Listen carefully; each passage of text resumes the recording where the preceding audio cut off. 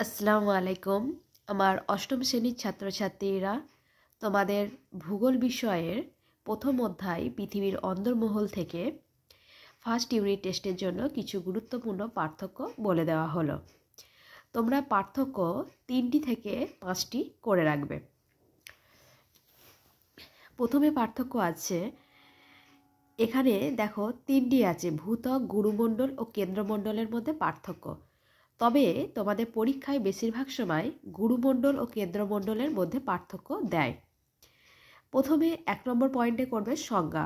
গুরুমণ্ডলে কি লেখা আছে দেখো, ভূত্বকের নিচ থেকে কেন্দ্রমণ্ডলের ঊর্ধ্বসীমা পর্যন্ত বিস্তৃত স্তরটিকে বলা হয় গুরুমণ্ডল। কেন্দ্রমণ্ডল পৃথিবীর প্রায় কেন্দ্রস্থলে অবস্থিত সর্বাধিক ভারী ও ঘনত্বযুক্ত পদার্থ সমন্বিত স্তরটিকে কেন্দ্রমণ্ডল বলে। এরপরে 2 নম্বর পয়েন্ট গভীরতা। গুরুমণ্ডলের গভীরতা দেখো 40 থেকে প্রায় 2900 কিমি। কেন্দ্রমণ্ডলের গভীরতা 2900 কিমি থেকে 900 কিমি থেকে কেন্দ্র পর্যন্ত প্রায় 6370 কিমি। এরপরে উপাদান, যেগুলো হাইলাইট করা আছে সেগুলো তোমাদের বলে দেওয়া হলো, কিন্তু তোমরা যে কোনো 5টি পার্থক্য করে রাখবে। উপাদান, গুরুমণ্ডলের উপাদান হলো লোহা, নিকেল, ম্যাগনেসিয়াম আর ক্রোমিয়াম। কেন্দ্রমণ্ডলের উপাদান হচ্ছে লোহা, নিকেল। এরপরে গড় উষ্ণতা, গুরুমণ্ডলের গড় উষ্ণতা 2000 সেন্টিগ্রেড থেকে 3000 সেন্টিগ্রেড। কেন্দ্রমণ্ডলের গড় উষ্ণতা 4000 সেন্টিগ্রেড থেকে 5000 সেন্টিগ্রেড। এরপরে ভূমিকম্পের তরঙ্গ, এই পয়েন্টে করবে গুরুমণ্ডল পি ও এস তরঙ্গের মধ্য দিয়ে চলাচল করতে পারে, আর কেন্দ্রমণ্ডল কেবল পি তরঙ্গের মধ্য দিয়ে চলাচল করতে পারে। এর পরের পার্থক্য হলো সিয়াল ও সীমার মধ্যে পার্থক্য। প্রথম 1 নম্বর হলো প্রকৃতি। সিয়াল মহাদেশীয় ভূত্বক, সীমা মহাসাগরীয় ভূত্বক।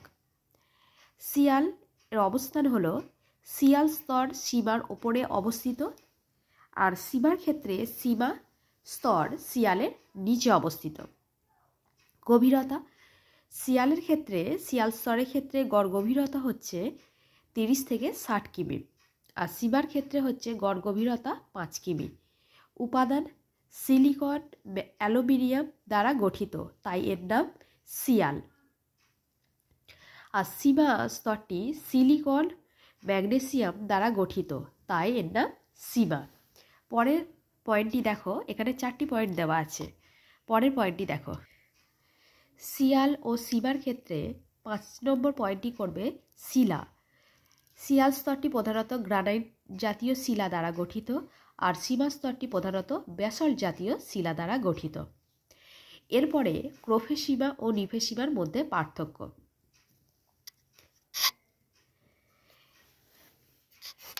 প্রথমে 1 নম্বর হলো বিস্তার।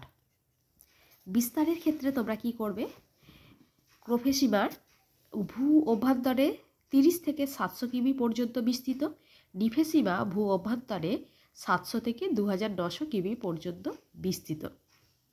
উপাদান, ক্রোমিয়াম, লোহা, সিলিকন ও ম্যাগনেসিয়াম দ্বারা গঠিত, তাই এর নাম ক্রোফেসীমা। তোমরা ক্রোফেসীমা কথাটি এখানে ইংরেজিতে লিখবে না, বাংলাতেই লিখবে ক্রোফেসীমা। কেউ যদি চাও ইংরেজিতে লিখতে পারো। নিফেসীমার ক্ষেত্রে নিকেল, লোহা, সিলিকন ও ম্যাগনেসিয়াম দ্বারা গঠিত, তাই এর নাম নিফেসীমা। এখানেও নিফেসীমা কথাটি তোমরা বাংলাতে লিখতে পারো।